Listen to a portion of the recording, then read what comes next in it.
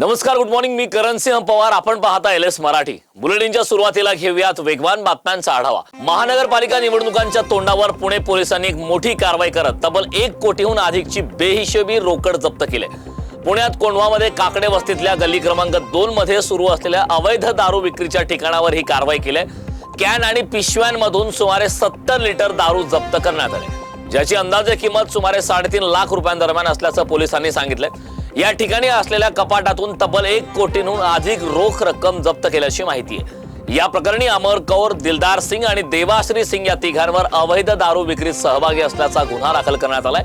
अवैध दारूचा नेमका स्रोत कोणता, जप्त केलेली रोख कुठून आली आणि या अवैध व्यवसायांचं जाळं किती मोठं आहे याचा आता कोंढवा पोलीस तपास करतायत. रत्नागिरी जिल्ह्यात अंमली पदार्थाविरोधात सुरू असलेल्या मोहिमेत रत्नागिरी जिल्हा पोलीस दलाने महत्त्वाची आणि निर्णायक कारवाई केली.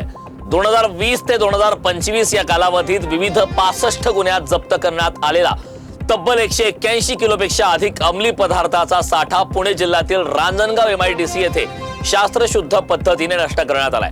जिल्हा पोलीस अधीक्षक नितीन बगाटे यांच्या मार्गदर्शनाखाली ही प्रक्रिया यशस्वीरित्या पार पाडण्यात आली. बारामतीत 28 डिसेंबरला Sharad Pawar centre of excellence in artificial intelligence विभागाच्या नूतन इमारतीचा उद्घाटन समारंभ पार पडणार आहे.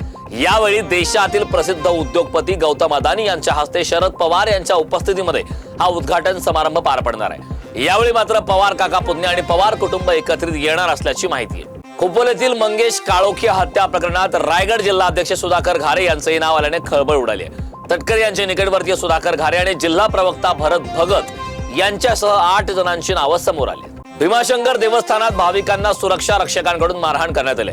दर्शनासाठी गेलेल्या शिक्षिकेसह तिचा पती आणि मुलालाही मारहाण करत शिवीगाळ करण्यात आली. या प्रकरणी खेड पोलीस स्टेशनमध्ये गुन्हा दाखल करण्यात आलाय. मोबाईल फोडून नुकसान केल्याची तक्रार ही भाविकांकडून करण्यात आली. लोणावळा आणि खंडाळा परिसरात असलेले पवना धरण, भुशी डॅम, लायन्स पॉइंट आणि टायगर पॉइंट यासह ऐतिहासिक लेण्यांमुळे सुट्टीच्या दिवसात पर्यटकांची मोठी गर्दी होती. मुंबई पुणे मध्यवर्ती असल्याने नववर्ष स्वागतासाठी राज्यभरातून पर्यटक येथे दाखल होत असून नाताळ आणि नववर्षाच्या सुट्ट्या एकत्र आल्यामुळे हॉटेल्सचं सुमारे 60% ऑनलाईन बुकिंग आधीच पूर्ण झाल्याची माहिती हॉटेल व्यावसायिकांनी दिली.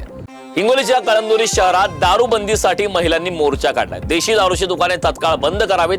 दुकानांमुळे महिला मुलींना मानसिक त्रास होत असून परिसरात मंदिर, बसस्थानक आणि नागरी वसाहत असल्याने दारुड्यांचा त्रास वाढल्याचा आरोप करण्यात आलाय.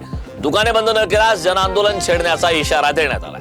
नाफेडच्या खरेदी केंद्रावर सोयाबीनच्या ग्रेडिंगचा मुद्दा समोर आलाय. अनेक शेतकऱ्यांचा माल नाकारला जात असल्याने शेतकऱ्यांना मोठ्या आर्थिक संकटाला सामोरे जावं लागतंय. यामुळे शासनाने ग्रेडिंग करून नाफेडने सोयाबीनची खरेदी करावी. हा निर्णय त्वरित रद्द करून सरसकट खरेदी सुरू करावी, अन्यथा येणाऱ्या 2 जानेवारी रोजी नाफेड केंद्रावर ट्रॅक्टर मोर्चा आंदोलनाचा इशारा राज्याचे पणन मंत्री जयकुमार रावल यांना एका निवेदनाद्वारे दिलाय. अकोला जिल्ह्यात कत्तलीकरिता नेणाऱ्या 2 गुरांची अकोट पोलिसांनी सुटका केली. या प्रकरणी आरोपींकडून वाहनासह 2,30,000 रुपयांचा मुद्देमाल पोलिसांनी जप्त केलाय. पोलिसांनी सापळा रचत ही कारवाई केली.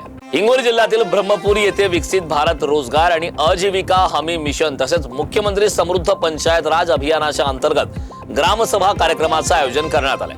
हा कार्यक्रम जिल्हा परिषदेचे मुख्य कार्यकारी अधिकारी विवेक गायकवाड यांच्या मार्गदर्शनाखाली संपन्न झालाय. यावेळी अप्पर जिल्हाधिकारी महेंद्र कुमार कांबळे, गटविकास अधिकारी वानखेडे मॅडम, सहाय्यक गटविकास अधिकारी भोजे आणि विस्तार अधिकारी बोंढारे यांनी उपस्थितांना मार्गदर्शन केलंय. वेगवान बातम्यांचा आढावा घेतल्यानंतर या बुलेटिनमध्ये वेळ झालेली आहे. इथेच थांबण्याची. पाहत रहा एलएस मराठी.